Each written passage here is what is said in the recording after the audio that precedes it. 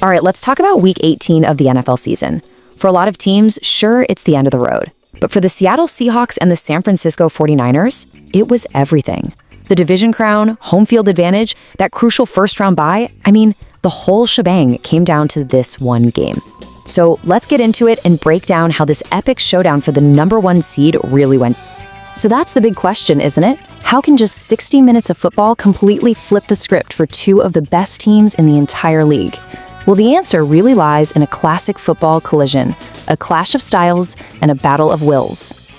You couldn't have drawn this up any better. On one side, you've got the Seahawks with their suffocating defense, literally the second best in the league at keeping teams out of the end zone. And on the other, the 49ers offense, an absolute freight train that was putting up over 37 points a game. It was the classic unstoppable force meeting the immovable object. So the scene is set for a true winner-take-all showdown. The division title was on the line, that coveted #1 seed, and, the easy path to the Super Bowl through your own stadium. And for the loser, a much tougher road as a wildcard team. The pressure was just immense. So how did Seattle respond to all that pressure? How did they plan to stop the high-flying 49ers? Well, their strategy was simple. It was old school, and it was absolutely brutal. They just ground and pounded their way to a win, deciding this game was going to be won in the trenches. And here is all the proof you need that their strategy worked. 171 combined rushing yards between Kenneth Walker III and Zach Charbonnet. They didn't just run the ball, they flat out imposed their will on that San Francisco defense, controlling the clock and the whole feel of the game. Now, in a defensive slugfest like this, you just know points are going to be hard to come by. And believe it or not, with all the offensive firepower the 49ers had, this entire game saw only one touchdown. So who made the play that would end up deciding it all? It was the rookie Zach Charbonnet. Way back in the first quarter, he just exploded for a massive 27-yard touchdown run. And that one play gave Seattle a 7-0 lead, a lead they never, ever gave back. It set the tone right from the jump. We are here to run, and you are not going to stop us. But come on, a one-score lead against an offense like San Francisco's? That doesn't feel safe for a second. Seattle's defense had to make a huge play. And in the fourth quarter, with the 49ers driving, looking like they were finally going to score, they got the one play that slammed the doors shut for good. Oh man, you can't make this up. The 49ers are on Seattle's 6-yard line. It feels like the game is about to tie. Purdy throws, the ball gets tipped at the line of scrimmage, it sails right through Christian McCaffrey's hands and lands right in the gut of linebacker Drake Thomas for his first ever career interception. A massive, game-changing play from an unlikely hero that just crushed the 49ers' best shot.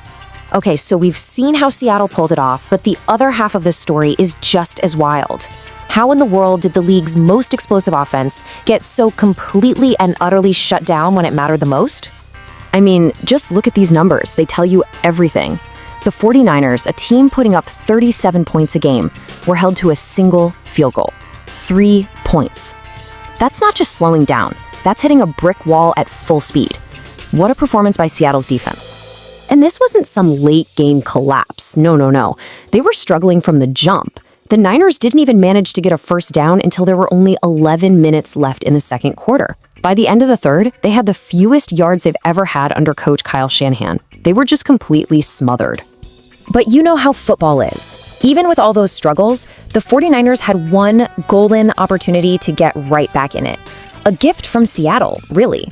A moment that could have changed everything. And this sequence, it was just a heartbreaker if you're a Niners fan. Quarterback Sam Darnold trips and fumbles deep in his own end. The ball is just sitting there on the turf, but the 49ers can't jump on it. Seattle recovers. And then, to add insult to injury, they convert on a 3rd and 17 and kick a field goal. That was the 49ers' last best hope, and it just slipped right through their fingers. And just like that, it's over. The game ends 13-3, and the dust settles. And what's left are two teams heading down two totally different roads. Their futures completely changed by this one game. For the Seahawks, it is a dream scenario. They're the NFC's #1 seed, they get a week off to rest up, and every single playoff game they play will be right there at home. And for the 49ers, it's a nightmare. They drop all the way to a wild card spot and now have to win 3 straight games on the road just to get to the Super Bowl. And for Seattle, you gotta believe history is on their side here. This is only the 4th time they've ever earned that top seed. And what happened the other 3 times? They went to the Super Bowl every single time. The big question now is, can they make it a perfect 4 for 4? So when you kind of zoom out and look at the big picture, this one classic showdown reveals a much deeper truth about what it really takes to win in this league, especially when everything is on the line. This game was a powerful reminder of one of those old school football truths, a football axiom, something that's just self-evidently true in the sport. And in this case, that axiom is the one we've all heard a million times. Defense wins championships. We just watched a red-hot, unstoppable-looking offense get completely taken apart by a physical, smart, and dominant defense. When it mattered most, the defense delivered the title. Which leaves us with one last thought as we head into the postseason. We just saw one heck of a case study here. But is it always true?